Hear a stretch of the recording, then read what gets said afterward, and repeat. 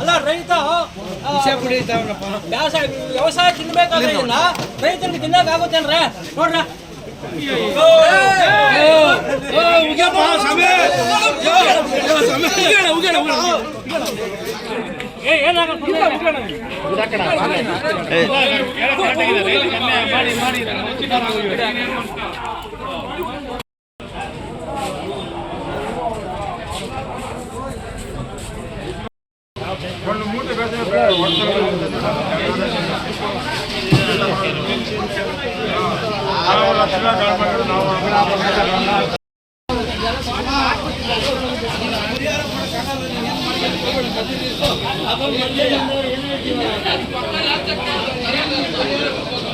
ಚಿಕ್ಕಬಳ್ಳಾಪುರ ತಾಲೂಕು ನಂದಿ ಕ್ರಾಸ್ನಲ್ಲಿ ಭೋಗನಂದೀಶ್ವರ ಕೃಷಿ ರೈತ ಉತ್ಪಾದಕರ ಸಂಘದಲ್ಲಿ ಲೈಸೆನ್ಸ್ ಇಲ್ಲದ ರಸಗೊಬ್ಬರ ಮಾರಾಟ ಮಾಡುತ್ತಿದ್ದಾರೆ ಅಂತ ಅಧಿಕಾರಿಗಳಿಗೆ ದೂರು ಸಲ್ಲಿಸಿದ್ರು. ಅಧಿಕಾರಿಗಳು ಕ್ರಮ ಜರುಗಿಸಿಲ್ಲ ಅಂತ ಆಕ್ರೋಶ ಹೊರಹಾಕಿದ್ದಾರೆ. ಭೋಗನಂದೀಶ್ವರ ಕೃಷಿ ರೈತ ಉತ್ಪಾದಕ ಸಂಘದಿಂದ ಖರೀದಿ ಮಾಡಿದ್ದ ಗೊಬ್ಬರ ನಕಲಿ ಅಂತ ಎಂಕೆಪಿ ಗೊಬ್ಬರ ಬಾಯಲ್ಲಿಟ್ಕೊಂಡು ಆತಂಕ ಸೃಷ್ಟಿಸಿದ್ದಾನೆ. ಎಂಕೆಪಿ ಮೋನೋ ಪೊಟ್ಯಾಷಿಯಂ ಬಾಯಲ್ಲಿಟ್ಕೊಂಡ ರೈತ ಇಲ್ಲಿಂದ 5200 ರೂಪಾಯಿ ಎಂಕೆಪಿ ರಸಗೊಬ್ಬರ ಖರೀದಿ ಮಾಡಿದ್ದ ರೈತ ಎನ್ನಲಾಗಿದ್ದು, ಖರೀದಿ ಮಾಡಿದ ಗೊಬ್ಬರದಲ್ಲಿ ಬರೀ ಉಪ್ಪು, ಯೂರಿಯಾ ಬಳಕೆ ಮಾಡಿ ರಸಗೊಬ್ಬರ ಮಾರಾಟ ಮಾಡಿದ್ದ ಅಂತ ಮಾರಾಟ ಮಾಡಿದ ಮಾಲೀಕನ ವಿರುದ್ಧ ರೈತರು ತಿರುಗಿ ಬಿದ್ದಿದ್ದಾರೆ. ಎಂಕೆಪಿ ಜೊತೆ ಮತ್ತಿತರ ನಕಲಿ ರಸಗೊಬ್ಬರಗಳನ್ನು ಮಾರಾಟ ಮಾಡುತ್ತಿದ್ದ ಅಂಗಡಿ ಮಾಲೀಕ ಲೈಸೆನ್ಸ್ ಇಲ್ಲದೆ ರಸಗೊಬ್ಬರ ಮಾರಾಟ ಮಾಡುತ್ತಿದ್ದ. ಆದರೆ ಇವರ ಲೈಸೆನ್ಸ್ ಮುಕ್ತಾಯದ ಬಳಿಕ ಗೊಬ್ಬರ ಮಾರಾಟ ಮಾಡುತ್ತಿದ್ರು, ಅಧಿಕಾರಿಗಳ ಗಮನಕ್ಕೆ ಬರಲಿಲ್ವಾ ಅಂತ ಪ್ರಶ್ನೆ ಮಾಡಿದ್ದಾರೆ. ಮೋಸ ಆಗಿದೆ, ನಾವೇ ದುಡ್ಡು ಕಟ್ಟಿ ನಾವೇ ಒಂದು ಅಂಗಡಿ ಮಾಡಿ ಈ ತರ ಎಲ್ಲ ಆಗಿದೆ. ದಯವಿಟ್ಟು ಪ್ರತಿಯೊಬ್ರು ಯಾರೇ ಅಧಿಕಾರಿ ಆಗಿರ್ಬೋದು, ಕಂಪ್ನಿಯವರೇ ಆಗಿರ್ಬೋದು, ಇವಾಗೇನೇ ಇವ್ರ ಕಂಪ್ನಿಯವ್ರದ್ದು ಇದಾರಲ್ಲ ಇವರು ಏನ ಕಂಪ್ಲೇಂಟ್ ರೈಸ್ ಮಾಡಿದ್ರೆ ನಾವು ಉಳಿತೀವಿ. ICL ಕಂಪ್ನಿಯವರು ಎಲ್ಲ ಏನು ಬೇಸಾಯಿಗೆ ಎಲ್ಲ ಬೇಕು.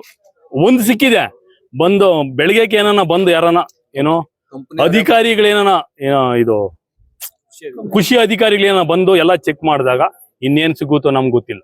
ಅಂಗಡಿ ಒಳಗಡೆ ಒಂದು ಸಿಕ್ಕಿದೆ ಬೇಕು. ನಮ್ಮ ಹೆಸರು ಮಂಜುನಾಥ್ ಅಂತ ಹೇಳಿ ಡಿವೋಸೂರು. ಈ ಭಾಗದಲ್ಲಿ ದ್ರಾಕ್ಷಿ, ದಾಳಿಂಬೆ ಹೂಗಳಿಗೆ ಬಳಕೆ ಮಾಡಲು ರೈತರು ಗೊಬ್ಬರ ಖರೀದಿ ಮಾಡುತ್ತಿದ್ದು, ಈಗಲೇ ಮಳೆ ಇಲ್ಲದೆ ಕಂಗಾಲಾದ ರೈತರಿಗೆ ಕಳಪೆ ಗುಣಮಟ್ಟದ ಗೊಬ್ಬರದ ಕಾಟದಿಂದ ಮತ್ತಷ್ಟು ಕುಗ್ಗಿ ಹೋಗುವಂತಾಗಿದೆ. ರೈತರ ಆಕ್ರೋಶಕ್ಕೆ ಮಣಿದ ಅಧಿಕಾರಿಗಳು ಸ್ಥಳಕ್ಕೆ ಹೋಗಿ ಪರಿಶೀಲನೆ ನಡೆಸಿದ್ದು, ಅಲ್ಲಿ ಅಸಲಿ ನಕಲಿ ಗೊಬ್ಬರ ಎಷ್ಟಿತ್ತು, ಇದುವರೆಗೂ ಎಷ್ಟು ಮಾರಾಟ ಮಾಡಿ ಮೋಸ ಮಾಡಿದ್ದಾರೆ ಎನ್ನುವುದನ್ನು ಪತ್ತೆ ಹಚ್ಚುವ ಕಾರ್ಯದಲ್ಲಿ ತೊಡಗಿದ್ದಾರೆ ಎನ್ನಲಾಗಿದೆ. ನಂದಿ ಪೊಲೀಸ್ ಠಾಣೆ ವ್ಯಾಪ್ತಿಯಲ್ಲಿ ನಡೆದಿರುವ ಘಟನೆ ಇದಾಗಿದೆ. ಸರ್, ಇದೊಂದು ರೈತ ಉತ್ಪಾದಕರ ಸಂಸ್ಥೆ. ಈ ಒಂದು ನಂದಿ ಹೋಬಳಿನಲ್ಲಿ ರೈತರ ಸೇರಿ ಮಾಡ್ಕೊಂಡಿರ್ತಕ್ಕಂಥದ್ದು ಭೋಗೇಶ್ವರ ರೈತ ಉತ್ಪಾದಕರ ಸಂಘ ಅಂತ. ನಿನ್ನೆ ಸಂಜೆ ನಮಗೆ ಒಂದು ಪೊಲೀಸ್ ಸ್ಟೇಷನ್ ಇಂದ ಒಂದು ಕರೆ ಬಂದಾಗ ಈ ತರ ICL ಕಂಪ್ನಿದು ನಕಲಿ ರಸಗೊಬ್ಬರಗಳನ್ನ ಅವ್ರು ಮಾರಾಟ ಮಾಡಿದಾರೆ ಅಂತ ರೈತರ ಕಂಪ್ಲೇಂಟ್ ಕೊಟ್ಟಿದ್ದ ಮೇರೆಗೆ ನಮಗೆ ಪೊಲೀಸ್ ಸ್ಟೇಷನ್ ಅವರು ಮಾಹಿತಿ ಕೊಟ್ಟರು.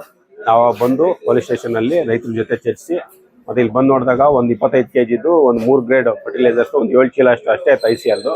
ಆಮೇಲೆ ಬೆಳಗ್ಗೆ ಬಂದು ನೋಡಿದಾಗ ಅದಕ್ಕೆ ಯಾವುದೇ ರೀತಿ ಅವ್ರ ಹತ್ರ ಇನ್ವಾಯ್ಸ್ ಇರಲಿಲ್ಲ. ಮತ್ತು ಅವ್ರಿಗೂ ಲೈಸೆನ್ಸ್ ಆಲ್ರೆಡಿ June 2ಗೆ ಎಕ್ಸ್ಪೈರಿ ಆಗಿತ್ತು. ಅಂದರೆ ಪರವಾನಗಿ ಅವರು ನವೀಕರಣ ಮಾಡ್ಕೊಂಡಿರಲಿಲ್ಲ. ಹಂಗಾಗಿ ಏನು ರಸಗೊಬ್ಬರಗಳು ನವೀಕರಣ ಇಲ್ಲದೆ ಅವರು ಲೈಸೆನ್ಸ್ ಇಲ್ಲ ಮಾರಾಟ ಮಾಡ್ತಿರೋ ಅದನ್ನೆಲ್ಲ ಈಗ ನಾವು ಜಪ್ತಿ ಮಾಡೋ ಪ್ರಕ್ರಿಯೆಯಲ್ಲಿದ್ದೀವಿ. ಇದನ್ನು ಜಪ್ತಿ ಮಾಡಾದ್ಮೇಲೆ ನಾವು ಇವನ್ನ ಸ್ಯಾಂಪಲ್ಸ್ ಡ್ರಾ ಮಾಡಿ ಅನಾಲಿಸಿಸ್ ಕೂಡ ಕಳಿಸಿದ್ವಿ ಲ್ಯಾಬ್ರೇಟರಿಗೆ. ಅದೆಲ್ಲ ಬಂದಾದ್ಮೇಲೆ ನಾವು ನ್ಯಾಯಾಲಯದಲ್ಲಿ ಮೊಕದ್ದಮೆ ಹೂಡೋಕ್ಕೆ ಕ್ರಮ ವಹಿಸ್ತೀವಿ. ಸರ್, ಇದು ನಾವು ನಕಲಿ ಅಂತ ಅವ್ರು ಹೇಳ್ತಿರೋದು ಈಗ ICLದು ಒಂದೇ, ಬೇರೆ ಅದಕ್ಕೆಲ್ಲ ನಾವು ಈಗ ಇನ್ವಾಯ್ಸ್ ಸಬ್ಮಿಟ್ ಮಾಡಕ್ಕೆ ಹೇಳಿದ್ದೀವಿ. ಬಟ್ ರೈತರ ಕಡೆಯಿಂದ ICLದು ಒಂದು ಅಂತ ಹೇಳಿದ್ದೀವಿ. ಈಗೆಲ್ಲ ಬೆಳಗ್ಗೆಯಿಂದ ನಾವು ಎಲ್ಲ ಚೆಕ್ ಮಾಡ್ತಾ ಇದೀವಿ. ಇನ್ನು ಯಾವ್ದಾದ್ರು ಎಷ್ಟು ಮೆಟೀರಿಯಲ್ಸ್ ಇದೆ ಅಂತ ಸ್ಯಾಂಪಲ್ಸ್ ಡ್ರಾ ಮಾಡಿದ್ವಿ, ಒಂದು 10 ಸ್ಯಾಂಪಲ್. ಇನ್ನೂ ಸುಮಾರು ಒಂದು 3 ಗಂಟೆ ಬೇಕಾಗ್ತದೆ. ಹೌದು, ಸೀಸ್ ಮಾಡ್ತಾ ಇದ್ದೀವಿ. ರಸಗೊಬ್ಬರಗಳು ಇದ್ರಲ್ಲಿ ಏನೇನಿದಾವೋ ಎಲ್ಲಾನು ಸೀಸ್ ಮಾಡ್ತೀವಿ. ಮುಂದೆ ಇದಾದ್ಮೇಲೆ ನಮ್ಮ ಅನಾಲಿಸಿಸ್ ರಿಪೋರ್ಟ್ ಬಂದ್ಮೇಲೆ ಸಂಬಂಧಪಟ್ಟ ಕಂಪ್ನಿಗಳು ಈಗ ಕರೆಕ್ಟಾಗಿ ಕ್ವಾಲಿಟಿ ಆಸ್ಪೆಕ್ಟ್ಸ್ ಇತ್ತಂದ್ರೆ ಲೈಸೆನ್ಸ್ ಇಲ್ಲದೆ ಮಾರಾಟ ಮಾಡೋದು ಇವ್ರು ತಪ್ಪಾಗ್ತದೆ. ಇವ್ರ ಮೇಲೆ ಕ್ರಮ ತಗೊಳ್ತೀವಿ. ಸಪೋಸ್ ಏನಾದ್ರು ಕ್ವಾಲಿಟಿ ಪ್ಯಾರಾಮೀಟರ್ ಫೇಲ್ ಆಯ್ತಂದ್ರೆ ಸಂಬಂಧಪಟ್ಟ ಸಂಸ್ಥೆಗಳ ವಿರುದ್ಧನೂ ನಾವು ಕ್ರಮ ವಹಿಸ್ತೀವಿ.